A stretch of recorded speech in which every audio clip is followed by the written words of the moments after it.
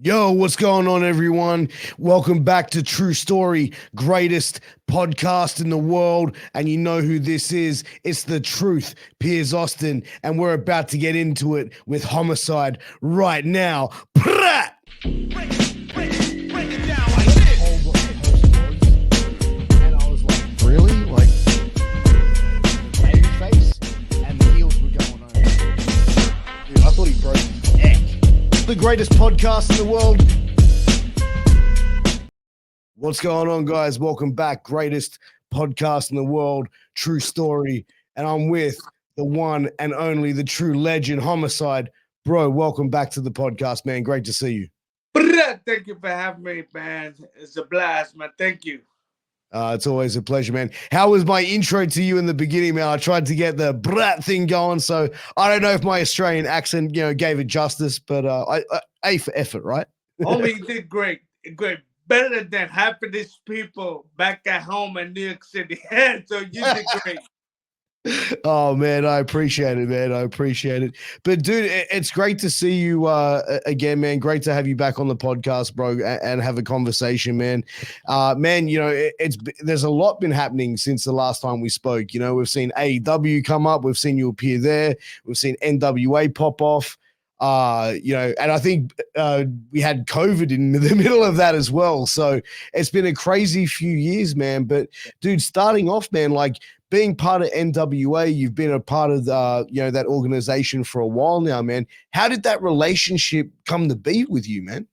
It was crazy, man, because I was a professional wrestler with Eddie Kingston, and one time I wrestled these two great guys, and something was not a great thing. And it became an argument. And I remember the bosses just came up to me and told me, "We need you as a producer." And I felt some kind of way, like they're trying to make me retire early, because this is my end days.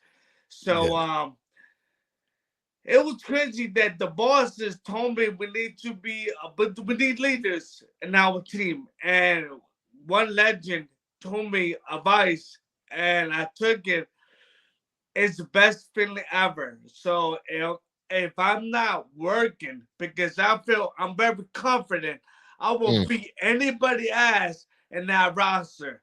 But they got me behind the scenes, coaching, producing, doing things that I I imagined that I was doing today. But I'm grateful, man. I'm very happy where I'm at right now.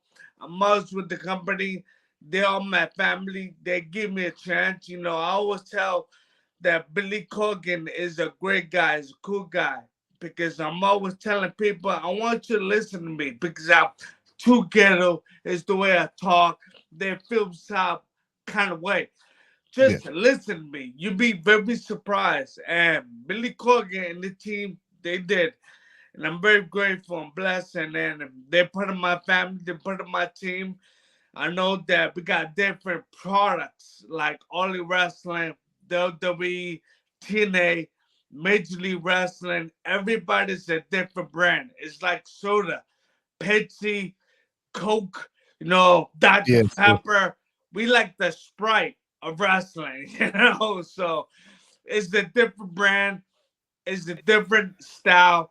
And we like to bring new fans to see this different style, because back in the day, it's the same style, just more hard headed.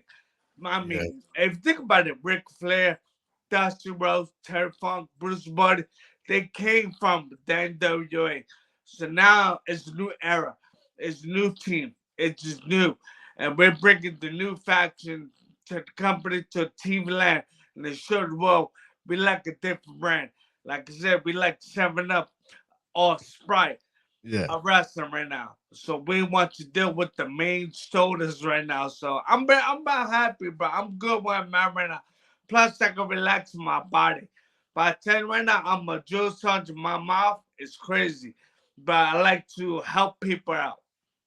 Oh, I really feel like you would be one of the most ideal workers to step into a role like a producer, agent, trainer, because when you look back at your career as a performer, there's probably only a rare few in the world that ever really had this level of realism to it, where it's like, I remember when I was a fan watching and seeing you perform, just going like, this guy's you know what I mean? Like you believe it when you're a fan, you know what I mean? Like, and I think when you can take people out that level of like into that realm of believability, and I think it's like when you play a character and that is so close to who you are, but maybe like turned up or whatever it may be, or accentuated in certain areas.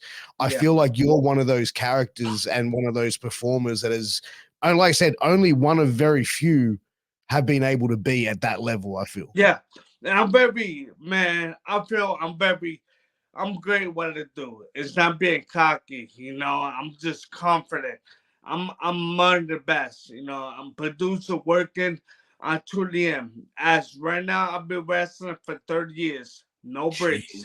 I've been doing independent, uh, big stages, small. I did everything, And mind you, a lot of people have been saying, well, why you not on the high level? Why you not signed to a contract to these big companies? Well, if you think about it, I am. It's kind of different right now with the NWA, but I'm good. I'm happy where I'm at. Now, of course, everyone wants a mansion. It's like a lottery. They want a lot of money. Yeah. Me, I just want to be happy, man. I want to retire very happy. So right now, I'm going to Puerto Rico this weekend to a company called WWC, World Wrestling Council. Now, there's a lot of things that people don't like. Like, that is the island of Bruce Barty got murdered, or whatever you want to call it, But that was 1986. I grew up watching that company. So I'm grateful that I'm going to the company in Puerto Rico. That's my homeland. That's my bloodline, Yeah, for real.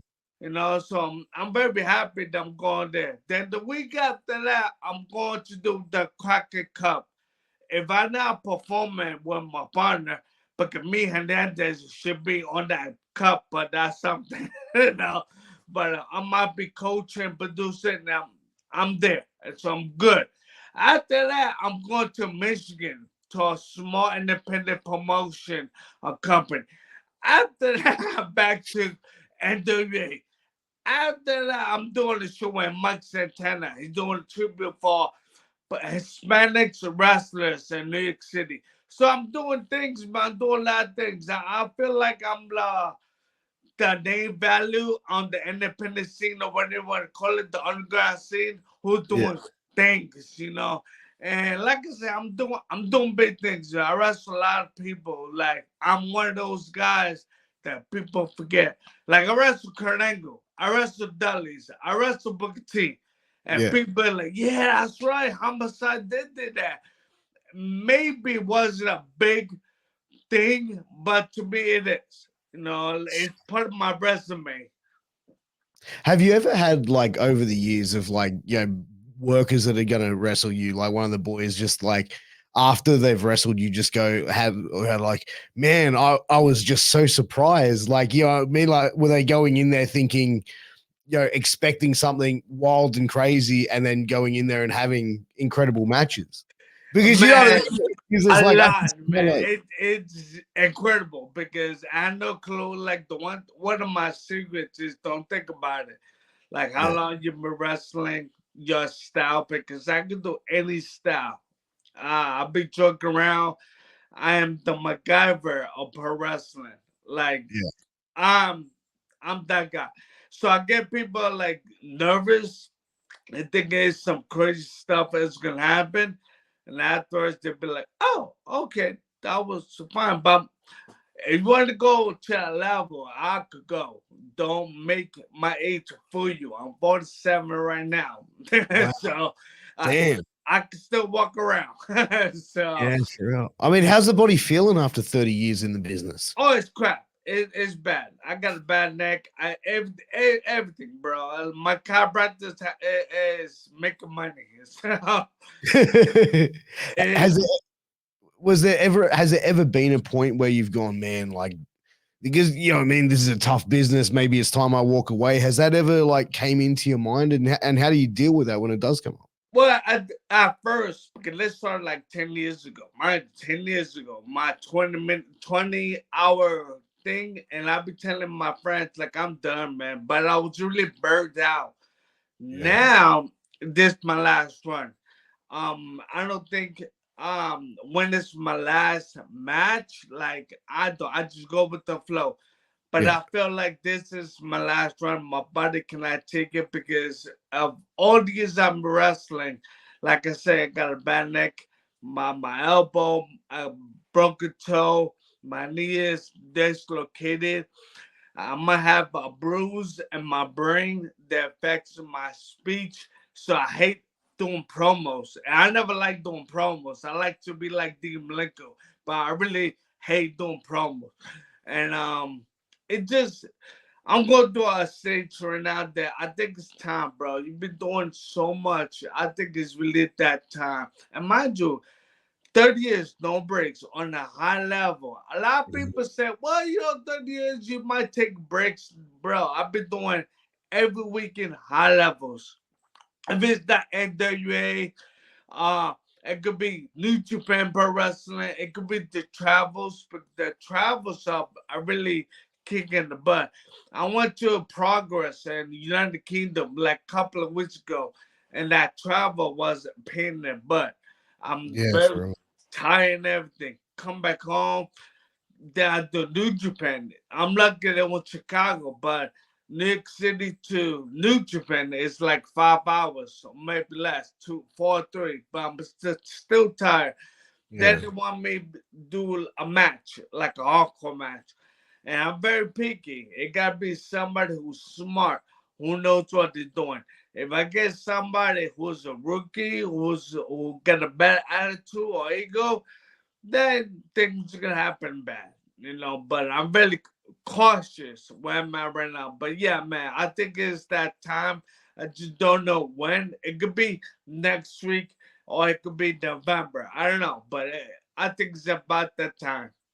Yeah, I mean, I think like some of the matches that you've had as well over those years, man, like that sort of style, that aggressive style, like you know what I mean? Because like also, I feel like not to keep sort of praising you over and over again, but I feel like even you're selling, you're bumping, like everything that you do is so very crisp, and that's whereas like even like still today it's the same sort of style that you're wrestling that you did 20 years ago in the early years of like Ring of Honor and that indie boom.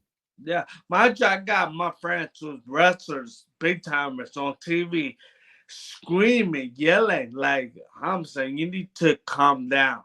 I don't know what that means.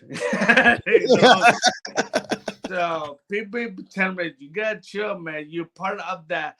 What do you want to call it? The Terry Funk, the Bruce Body. I still don't know what that means.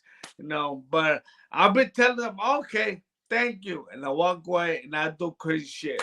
Even though I calm down a lot, but there's times that I go beyond because I forget.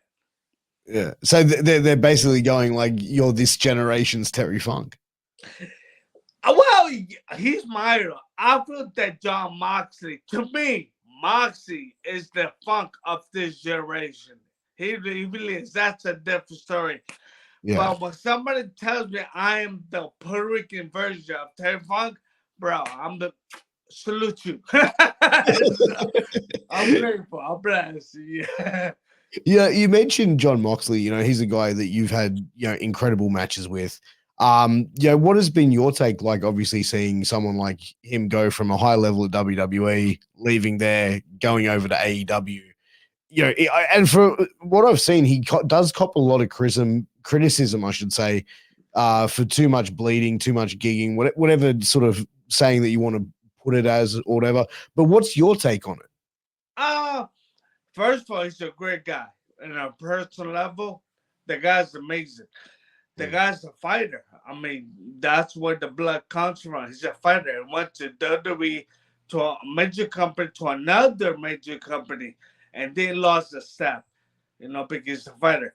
The bleeding part, I wish people said that back in the days with Harley Race and Terry Funk, Bruiser, Abdullah, the worst of Oh, all. But I think I would not say this generation are too soft. Kind of curse here, kind of curse. Of course, you say whatever the fuck you want. Some people need to shut the fuck up and enjoy wrestling. You know, with Yeah. the critics, if you want an opinion about something, just get in the ring and wrestle. That's it. I understand that some people say, well, this isn't a good story. You know, this is horrible. It is what it is. That's your opinion. You know, I got my opinion. You know, I feel like the blood comes from a feud, something like you very aggressive. But man, some people loves it. You know, the one thing that I would see to a wrestler, they gotta be real. You know, it gotta be a real person. And Moxley, he's one of the most real person in the world. And he can do everything. I'm talking about he can do lucha, he can do shoe wrestling, but whatever style. He's just like me, you know, and I respect he's a good human being. You know, like I said, people, like I said, man, just shut the fuck up and watch wrestling. That's all. It's true though, man, and I think that like even and to touch on, it's like when you see in this sort of generation, people have so much social media at their fingertips, and fans have like these ultimate opinions. And one of the things I really love seeing is like when I go and read comments and stuff, where I see like fans going like, one of the funniest things I've seen a fan write was, I really like the Japanese dojo young boy style, and I'm like, okay, I'm gonna click on this guy's profile because he's writing like, oh, you've been to Japan, you've done some shit. And I click on it and I'm like, what the fuck? Like, you know what I mean? Like, you've never even done a push-up, bro. Like, Yeah, exactly. to me, I want to engage, go, so tell me about your time in Japan. And it's like, I go, no, I don't have time to deal with these marks. And if you tell them, well, go to a ring, well, I'm not a wrestler. I just got, it's just my opinion. My opinion needs to shut up, you know, and enjoy wrestling, you know, because nobody, like the worst thing about social network is opinions. Everybody got an opinion, and some are very bad. You know, some are cool, but I've seen couple. I'm not big on social network because No. some opinion, oh, just one guy that I seen, it was about NWA going to Puerto Rico. And he keeps saying like, don't invite Invader. Don't piss off Cos Cologne. Because what happened to Bruce Brody in 1986, you know, like, y'all gonna die. And I'm like, it just drives me nuts, you know. He's talking to another wrestler. I'm just looking at, and the wrestler, he was just giving his own opinion. And it's one of those like, I want to say something, but I rather to mind my business. I rather do, you know, because Yeah. that's part of my moment. Everybody got that moment, like, oh, WrestleMania, and then, oh, now I'm going to Las Vegas. My moment is going to Puerto Rico because that's where my family's Family of at. origin, yeah, My for real. grandma passed away, so I wanted to go to her grave and talk to her. And WWC is a company that I grew up watching professional wrestling. The first one I saw was Abdullah the Butcher and Koch Cologne. Now, Yeah. mind you, I do the fork because Abdullah, because I did a show in Ring of Honor with him. He gave me a fork. It's almost passing the torch. Yeah, So yeah. I used to be so scared of Abdullah the Butcher. He was like Freddy Cougar back in '84. Like, I was so scared. Now I'm teaming up with him and he give me a fork. Now I stab people with fork.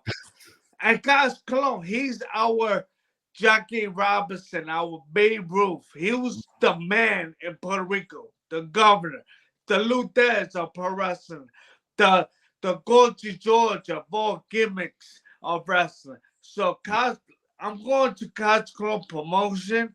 Come on, bro. I can't beat that. Like right now, when I say you got me in the best time, like right now, I don't care no more. I'm a shooter. Like I said, whatever I want to say. If people don't like it, fuck you. I don't care. You know, that's who I am right now because I've been doing this for a very long time. I'm going through injuries to entertain people.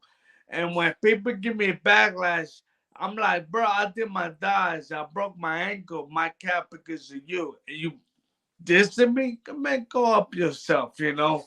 I So, mean, it's even like I feel, people in the industry as well. Like, I mean, I'm in the industry. I've worked as a manager, commentator, ring announcer, all that sort of shit.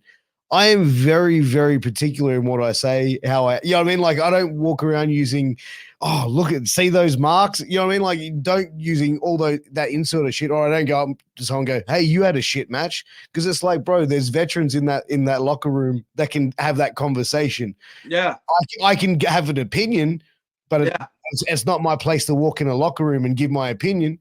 You know what I mean? If it's a good, I mean, that's something different. But to say something negative, I feel like that's a job of someone who's done that role yeah. and done it well and is at that level of being a coach or a mentor and that sort of thing. And it's like there's always enough people in those locker rooms at that level that can give that someone like me should never have to. Yeah, absolutely. Like I said, I like to mind my business because I've been hearing a lot. Oh, wrestling's fake. This is every bad negative thing. I just like okay and walk away because if I don't, man, I might stab somebody for. So, But do you feel like that's come with like age and maturity and oh yeah, stuff like that? Yeah. definitely, definitely. Because I started in 1994. I was nervous. My first time, I was looking up to these veterans.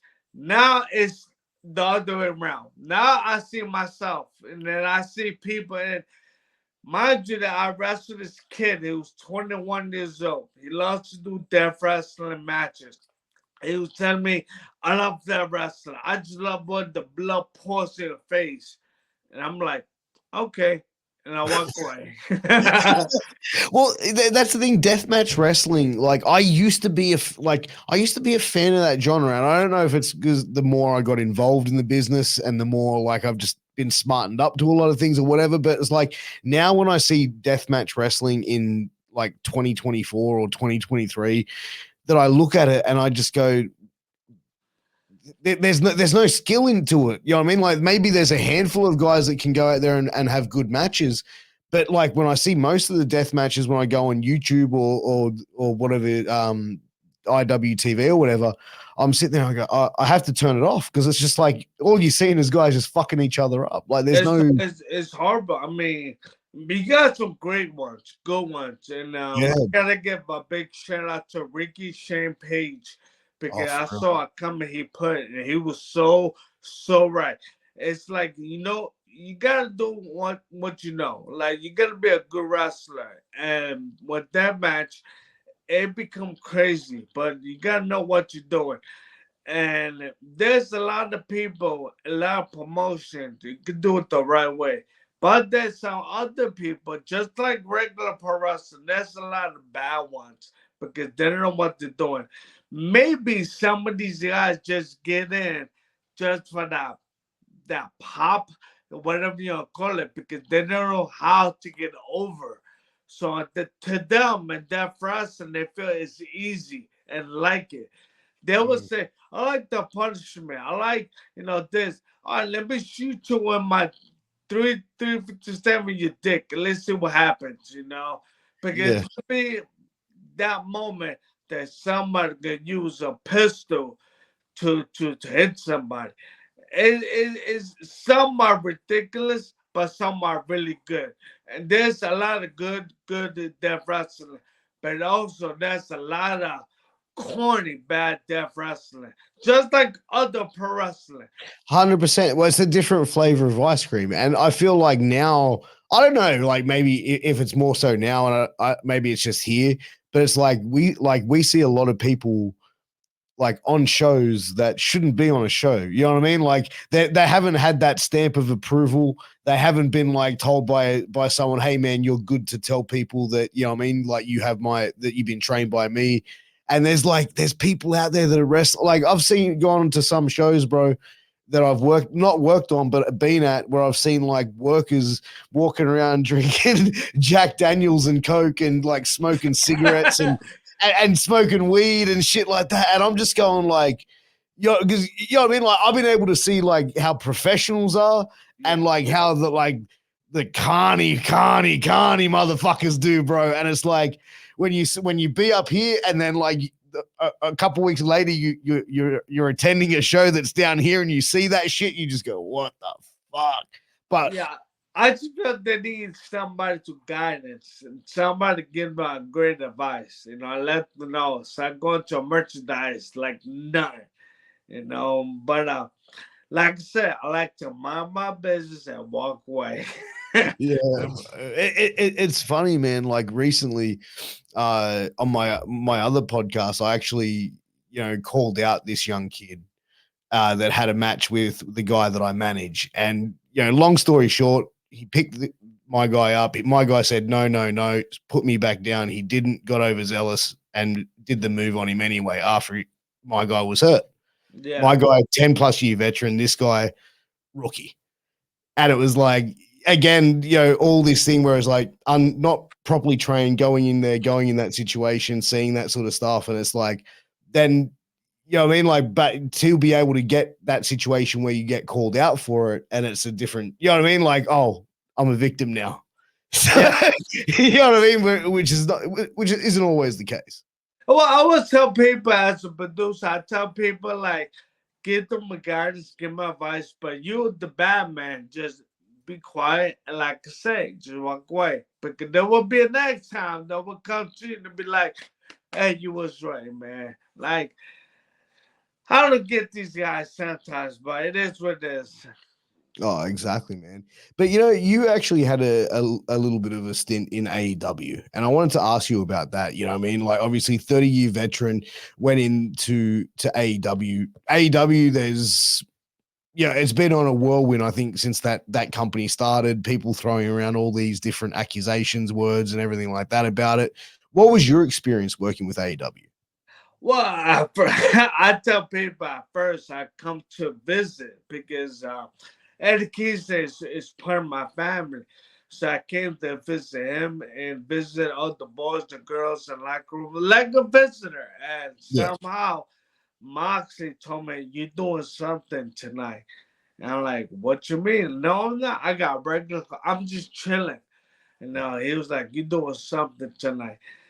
And they showed me the check. And I'm like, okay. I'm doing something tonight, boys.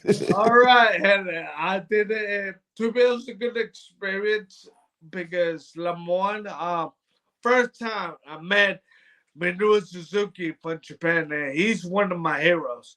And a lot of people don't know that the show that I did that's called Rampage, it was a Friday. I wrestled Suzuki on a Friday. I'm not saying I did the Rick Rude. I don't know if you heard about that, the Rick Rude thing.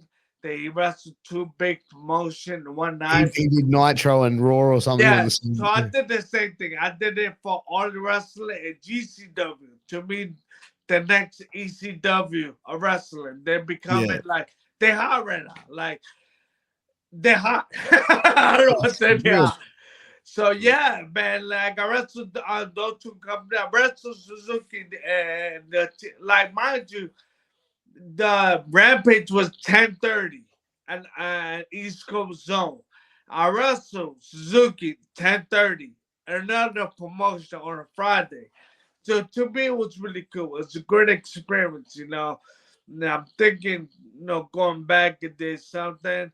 But I was waiting. I was getting too old. I see my password, my age going up. I was like, screw that. I'm doing other things. And I did. And I'm gonna happy. I just did not did I went to Ring of Honor for the show because Ring of Honor is all wrestling. I was supporting Eddie Kingston and Mark Briscoe's match. And I'm the forefather, so I bring the honor. I don't care what anybody say. Myself, Conch Crew, we're the ones that brought the violence in Ring of Honor. I'm the one who brought that fire to Ring of Honor. Yeah. So I should be deserved to be part of that show. I got workers coming to me like, be doing something. Nah, I'm just chilling. What? Like, they workers, they guys Yeah, they want to see you. Yeah, Yeah, back. so to me that was very grateful. I'm very like I wasn't mad about it. At first I felt some kind of way that I should be in the show. But I got the boys, my best friend telling me you should be in the show. It is what it is. That's the way wrestling is. So I'm not argue. Like it was a wake call. And one night it was 2, 3 weeks ago, I did New Japan Pro Wrestling. I was the mystery partner for TJ Perkins, Eddie Kingston, and Jack Cobb. That's the Bullet Club, the new one, Yeah, in Chicago. And my job was like 20, 30,000 people. I had one of the loudest chants, like they knew who I was, and it was a good feeling. And I wrestled Gilbert Kennedy. We went all around the stadium. It looked like a stampede match. yeah, that's sick.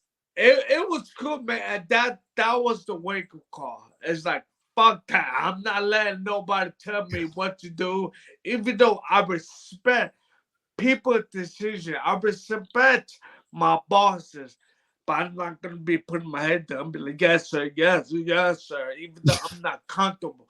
Like I tell my workers, if you feel very uncomfortable with the issue, please let me know. My bosses, my referees, anybody. Now it's just like, man, I don't care no more. Like I know what I'm doing. And Yeah, I'm telling people, I know what I'm doing. Don't let the look fool you. Don't let my injuries. Don't let my speech. Don't let my nationality. Don't fool you. I'm an undercover pro wrestling nerd. I know what I'm saying. I know what I'm doing. If you don't like it, then cry me a river and get out of here.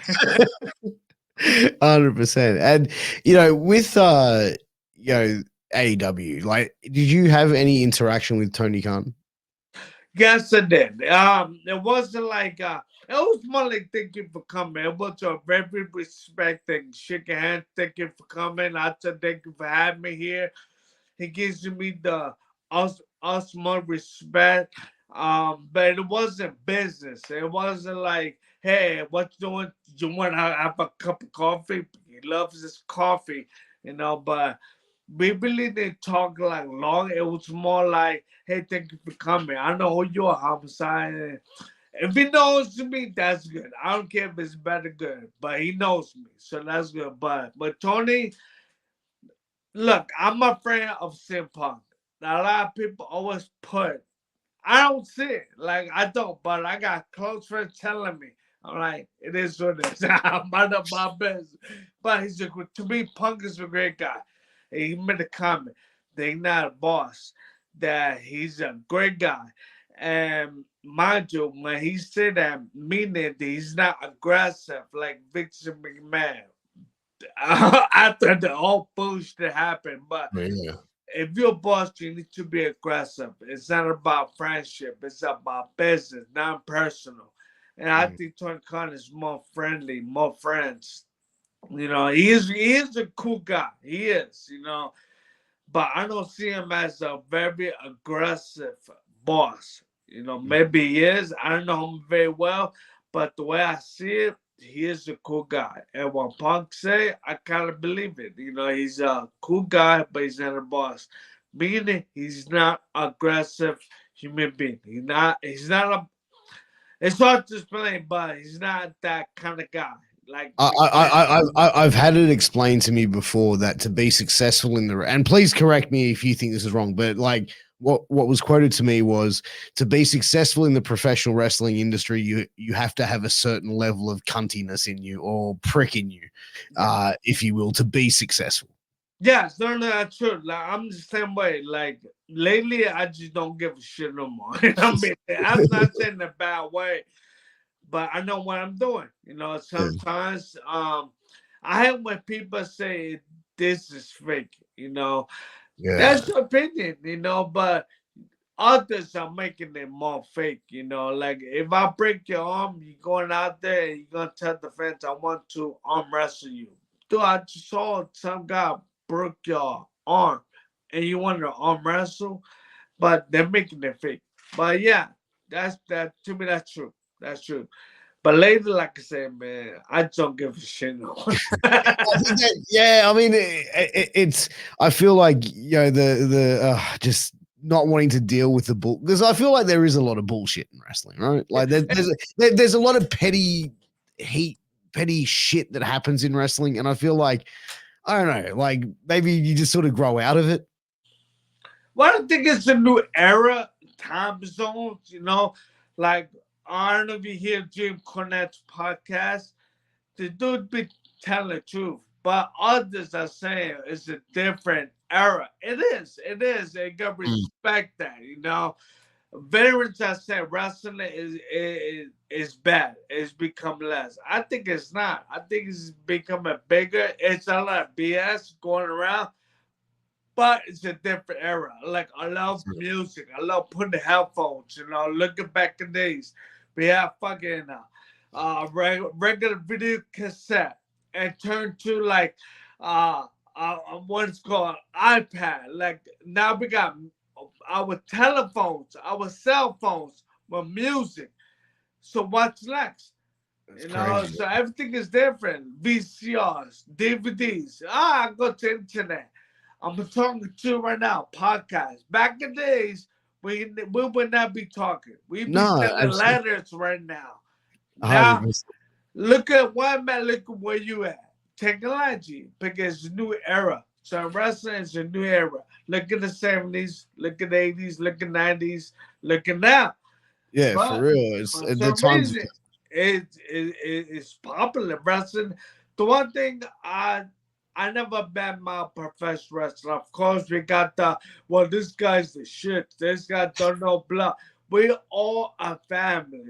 We want our business to be uprising, to be better than the car business, the music business, Hollywood.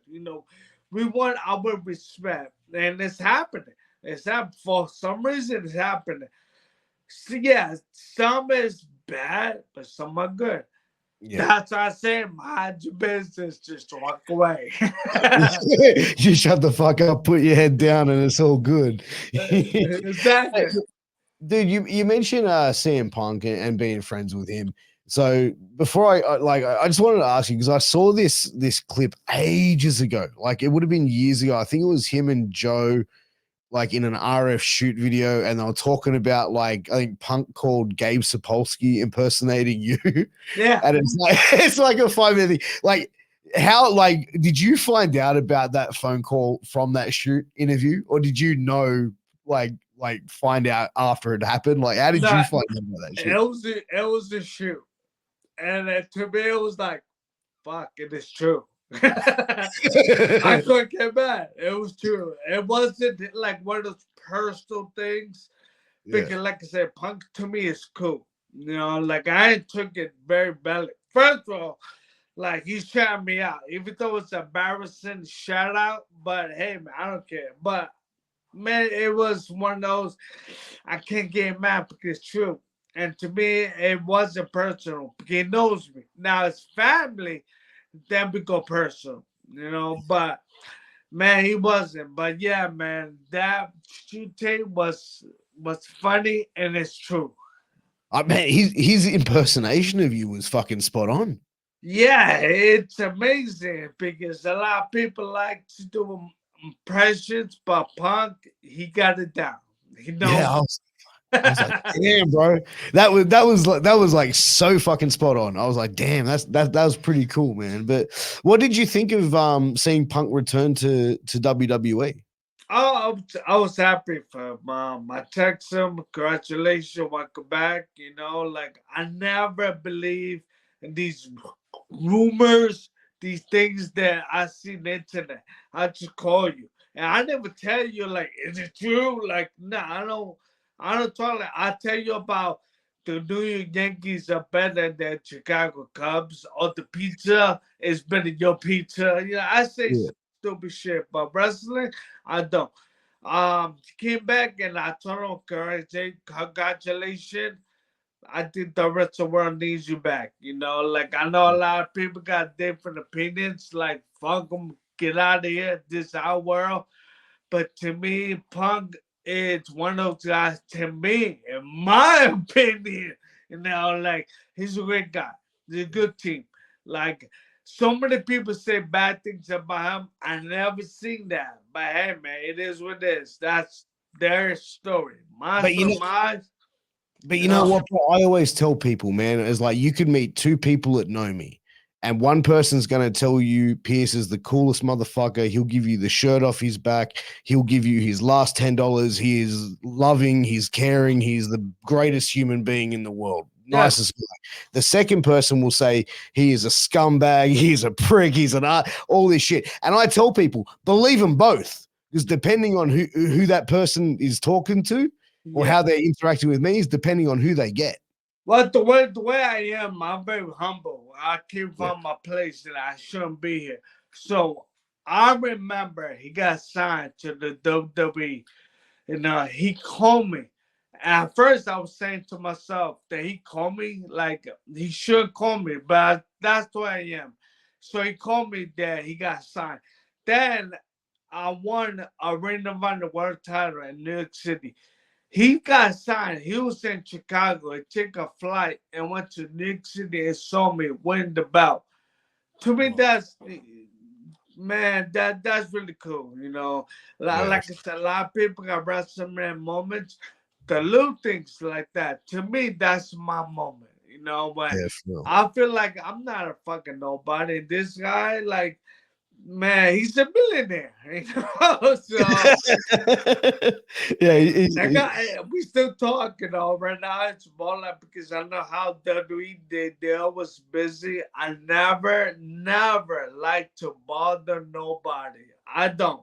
Like I told Billy Corgan a couple of weeks ago, I sent a meme. Mind you, he's my boss, and this is my job. That I need to talk to him or my other body. I don't like to bother. I don't like to bother nobody. It could be yourself. I don't like to Yeah. bother you. That's who I am. So people get mad at me, be like, "You need to call me. You need." I know, but that's me. I don't like to bother nobody. Yeah. No, I get it, man. I get it. And dude, like, for yourself, you've been able to, like I said, been around many years. WWE, has that always been a place for you that has been like this close? Like, how close have you been to signing with WWE in the past? Um, I always remember it was 2005. I remember I went to Puerto Rico and I wrestled Conan. Conan was telling me, "Hey man, I'm going to do a new project. It's called the Latin American Exchange, and I need you." It's a teen wrestling. Next day, I wrestled Ring of Honor. Mick Foley was there, and I was wrestling Colt Cabana. And Mick was like, "Vince man will love this. I need you to come to the WWE, and I'll give you, I think, Johnny Laurinaitis' number, and please tell me, recommend." Mick Foley was like, "Just tell me that Mick Foley recommend me. He would know everything." Okay, so the next day, I called Johnny, and he was driving. And he was like, "Hey, could you call me back in a couple of hours? I'm driving." Okay, hung up. After that, I called Conan and I said, "Maybe I'm going with you." And I wasn't thinking, I was just happy. And that's the closest I went to the WWE. With Mick Foley and calling John Laurinaitis, he was driving. And I was like, screw that. I'm going to call Conan and become his project, the LAX, the TNA. But that was maybe the closest I had with the WWE. And that was back in 2005. Mind you, Damn. I got a lot of friends in the company. Mm. And I never had a tryout. So I never went to the catering. So it was like, fuck it. I just keep So doing you've my never thing. never even had a tryout? Never tried, never did anything with WWE. I never visited my friends. And they can mind you, my goal is Madison Square Garden. And they know that. Not even visiting. I never did. So to me, if you hear like Homicide is visiting at the MSG, that to me that's big. That's huge. But as right now, the age, the the mileage of my career, I don't give a shit no more, man. I'm just very blessed and very happy where I'm at right now. Bro, I was in a train station in the subway, and a fan came up to me. I'm sorry, but could I take a picture of you? Okay. To me, that's big. I don't give a shit about telling my story, I don't care. Like, I'm happy. Yeah, Like, for real. back then, I was like, man, I need to go to the WWF. I need to walk in the Tonga Dome. I need to. But right now, I think about it, my passport is full. I go to United Kingdom, to Australia, to New Zealand, to Japan, all over the United States. I tell somebody, do you did this? No? Okay, I did. And I think about it, not being a dickhead, but I think about it, I be like, man, I did so much and I had no realize that I did. The only thing I didn't do is do WF and walk at the Tonga Dome in New Japan. But I did wrestle for New Japan at Corner Hall, and that's big. Matter of fact, they For called real. me the moment in the ring when I wrestled Homicide and the Desperado, and I was teaming with Moxley. Now, mind you, telling people about the story, like to me, it's big because the first night was the main event. I wrestled Moxley. He's the man. He's an ace. Yeah. Then I'm wrestling Desperado. He's the man in New Japan. And Jun Kasai, who to me is like the Mick Foley of all wrestling. The He's the Hall of Famer of that wrestling. He's the man. Yeah. But he's Crazy coming little for the first time in New Japan ring. That's big. Then the next day they put me in the second match. But I teamed up with this young boy. I forgot his name. I'm sorry. But it's this young boy. He's the next Kenta Kabashi. Like, I teamed up with a future lion, a future legend. Like, mind you, in 10 years or maybe 15, he's the new Kenta Kabashi. And I teamed up, worked with him. So, man, I'm cool, man. I was happy. And they called me in the moment, and I don't give a shit. But you know what? It's pretty cool to look at it and go that you've had a 30-year professional wrestling career, never had a WWE tryout. You know what I mean? Like that's wild. But had a full-time career, making a living from professional wrestling, traveling the world, and without needing to do it with WWE and Yeah, becoming a worldwide name in the process. I don't get it. At first, I thought it was my name. My name means homicide. That means murder. It was too graphic. So sponsorship, that's kind of like, oh, not cool with that. So I had no problem with changing my name, my character. You can put me Doink the Clown. I don't give a fuck. I'll be the new Joker. But it was it was something like I don't get it. Maybe I suck. Then I realized I'm very good and I'm not cocky. I'm confident that I'm amazing. So I don't get it. And mind you, there's so many great producers who's my friends. Great, everybody's great, but I don't get it. And to me, it's like, oh well, I'm not gonna kiss your ass. I'm not. I'm just like whatever. I'm doing me. Has anyone ever like from there or any feedback ever gotten back to you on why they haven't had any interest in you besides the Mick Foley meeting? No, I'm very, very surprised about that because I got so many friends like MVP when Samoa Joe was wrestling there. He's one of my close friends. None. Like they know that to me it's like it is what it is. I don't care. But I wish I knew something, just a little. Like, tell me I suck. Tell me something negative. I don't care. Tell me anything, but nothing. To me, I learned this from Corner. When nobody's talking about you of anything, that's bad. You need something. Even like, man, your podcast is shit. It sucks. At least it's something. Because other people be like, if it sucks, I want to know what it sucks about. Then when they hear it, they be like, man, this is good. What the hell you talking about? This is really good. And you could have more people listening to a podcast. That's a wrestling. Like Mm. people say, well, CM Punk, you the shit. Get out of here. This is our work. Why you doing this? Promote him. Because other people's like, I want to see what the fuck what people are saying. They're gonna be like, I like him. I like this, and Mm. more people gonna see it. Like if you're not getting mentioned, if nothing at all is bad. And to me, that's bad with WWE. I had no mention, no comment, nothing. No sell. Yeah. None. Then you realize you be like, well, fuck it. I just leave. Because next thing they want me, there's gonna be a lot of zeros in my paycheck. If it's not, I'm happy when man. And I really am. I'm happy because I'm a street kid. I represent the people who support, not the rich. I always say fuck the rich. Because they greed. Even though I love the Yankees, hey, I'm from New York City, they are greed. But I don't represent them. I represent us. I represent our culture. I'm not about one race. I'm about everybody, the poor people, because I know how the rich people treat us like shit. Like to me they do. So I like, all right, I'm gonna get you. You can say that, well, you don't believe in you, you're not going nowhere. I'm gonna prove you wrong. And right now, I'm still here. I'm talking to you. I'm doing 30 years of wrestling. High level. Think about that.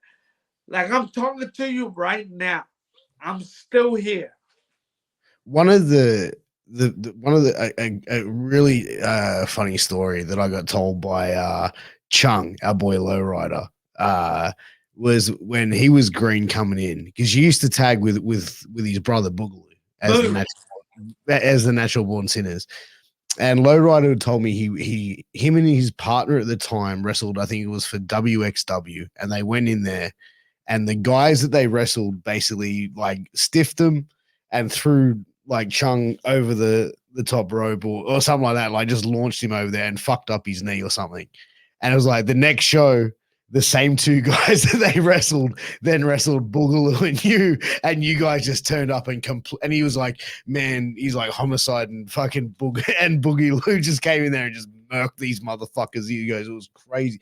I can't remember who the guy, like off the top of my head, who they were, but one of them was like went on to become a well-known worker or something. But it was like, yeah, bro, that night these guys got the shit handed to them. Yeah, because I feel Lowrider is family, man. And Lowrider, he could get down, but he's like calm, and I feel like we need to beat these people up. And like, they don't treat our boy like that. And we bust them up. And it's funny because the Samoans loved us after that. We was working every time in WXW. And we was so grateful and blessed. But yeah, man, like, if we try to do something with our family, we're going to get you. So, Lowrider, he got hands, he can go crazy, but he want to be calm. So it's like, let Boogie Homicide do the work. Just sit back and just chill. And be there. Since I've known him, he always like Lowrider always seems like a real chill motherfucker though. Like, Yes. I mean, like to see, like, I don't think I've ever seen him get like even raise his voice. Like he's always like, "Hey man, what's going on?" I mean, like just very low key, very chill, very mellow. He's like one of those guys who's very calming. So, to hear something like that happen, I was like, wow, that's nuts. That's good because when you're a chill person, but you got this devil on you, you better watch out. And that's Lowrider. He's chill, but you piss him off, you better go to another country. Run. Because you will get down. Yeah, man, for sure. But teaming with Boogaloo as well, man, like Natural Born Sinners. How did that tag team come up with you guys?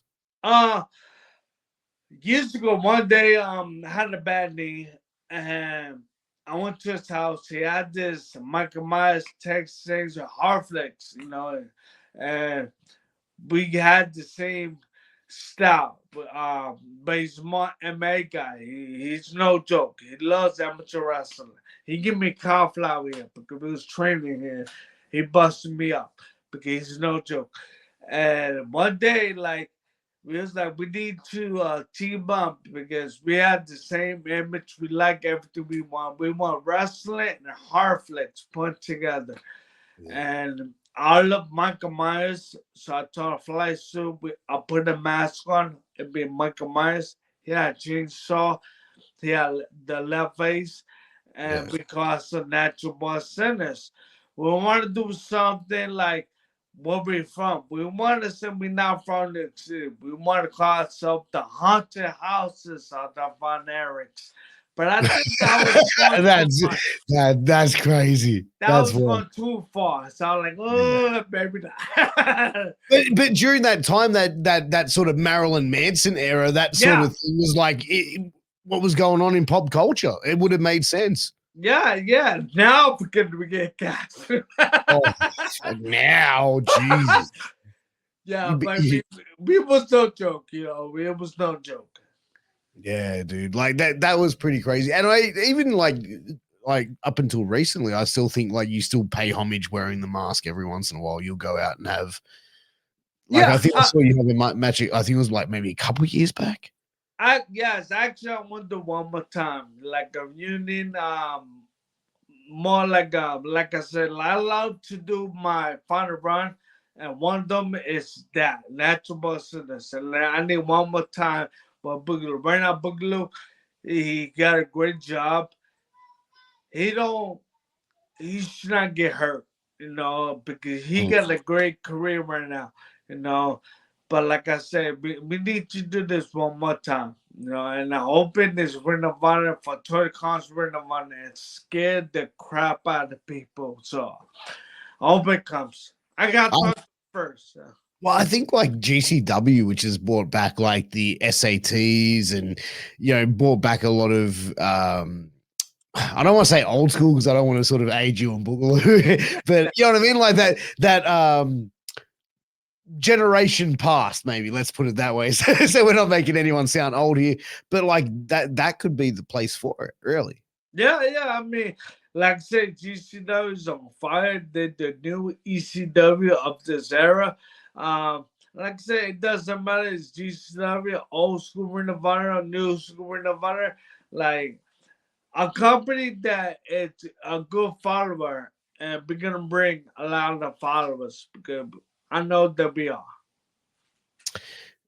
As we wrap up, I just want to ask because you've alluded to retirement, maturing, and wising up. What do you want to be remembered for in professional wrestling? For your in-ring career, let's put it in that. I still think there's many years to come.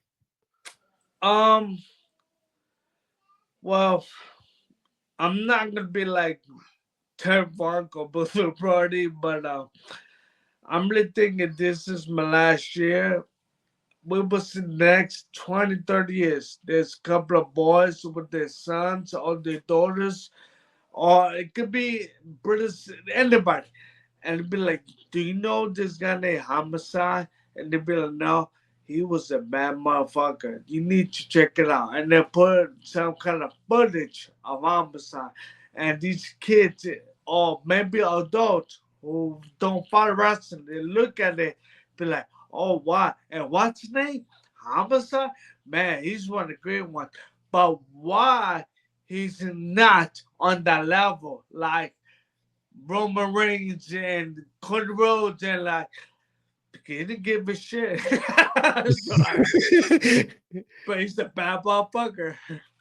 I feel like you're a very real, straight up sort of dude as well. Like I don't know, maybe the WWE might maybe it might not have been the place that would have been for you because I feel like I mean like you wouldn't stand for a lot of bullshit. Well, I suppose if you're getting a 7-figure check every year, your tolerance of bullshit would probably increase, right? Yeah, but it's always a great as a resume. But I get a huge shout out to B-Boy and Rudy Soho for wrestling because Rudy Soho told B-Boy about some advice, and I took it to the heart. She told them like maybe they need you, maybe the independent wrestling they need you. Forget about the big times, whatever you want to call it. Those people need you. When people told me that, man, it took me to the heart, and I was saying like the NWA needs me, the independent wrestling needs me. You know, okay, I understand. I'm good. So big shout out to the both people because at first I felt some kind of way like, man, but why? What I'm doing? No mention. Now it's like, man, I don't give a shit no more, man. I'm good. Like, it's better to be happy than miserable and sad and depressed because I got so many depression people, man. It's not good. Not good, man. I don't want to be part of that, you know, and I'm not. You gotta Yeah. be happy. Gotta happy, but you did a lot of things in your career. You know, I met so many people that be like, I wish I could be like you. That sometimes you're right. Then I think about it and I get it. And I did so many things. And I'm very grateful and happy. No, dude, I'm an independent Hall of Fame. Even people say it's fake, man, to me it's real. I don't care. I take it real. And as for GCW, Orange Crush, who put me the first ever Hall of Fame. I teamed up with Moxley. I guess that's Desperado and Jukasai and New Japan. I wrestled for New Japan Strong in Chicago. 4,000 people knew me. I'm a producer for the NWA. I became their champion in this modern day history era. I went to UK, it's one of my favorite countries to wrestle. I wrestled New Zealand. I wrestled Australia. Dude, I'm good. Hey man, when you come back to Australia, man, I'm gonna teach you how to drink beer properly, okay? Yeah, first one they told me about the old Fosters. That's fake. Oh nah, bro, no one touches that shit. Like I've never drank a Foster's in my life. I'm 42. I've never drank a Foster's, and I'll tell you what, I don't even think they sell it in liquor stores. That's right. Mind you, I've been there like about 5 times. Yeah. 5 times, bro. And I ate, I drank, I even smoked a good kush. I Yeah. been skydiving and went to a cave. And people say the homicide, it got no fear. Bro, I got fear. Especially on caves. You know, but man, it's a blessing of Australia, man. I love them. Oh man, we gotta get you down here again soon, man. But look, man, I appreciate you coming on and giving up your time on a Tuesday morning, man. I really do. But bro, where could everyone keep following your journey on social media? Well, I'm not big on socials, but I got Instagram. It's called Homicide Outlaw. You know, Homicide Outlaw. I got a Facebook, but to me that's more entertaining. You know, and I think I might take it off. I'm not big on social media, but you can follow me everywhere independent. Catch me in the NWA. If I'm not performing, I'm doing something. And you see somebody having a great match or being very snug, it's because homicide. Sounds good. Hell But yeah, man. Nah, look, bro, I appreciate you so much for coming on, man. Like nothing but love and respect from me, bro, to you. Uh, if this is the last run that we are going to see a Homicide, man, again, thank you for an amazing career of putting on some amazing matches for the fans and also the people involved in the business. Because I feel like you've given a lot to the business. yeah, then thank you, man. That's all I can say is thank you. Like I'm very humble and very appreciate everybody's support, bad and good. But man, 30 years, like I've seen everything, and to me, it's the best. Thank you so much from bottom of my heart, and I do got a heart. That's it, man. Well, guys, till next time, this has been my conversation with Homicide. This is True Story, greatest fucking podcast in the world, baby. Until next time, we'll see you again very soon. Take care. All the best. Mwah. Peace out, bitch ass motherfuckers. Break it down like this. And I was like, really? Like,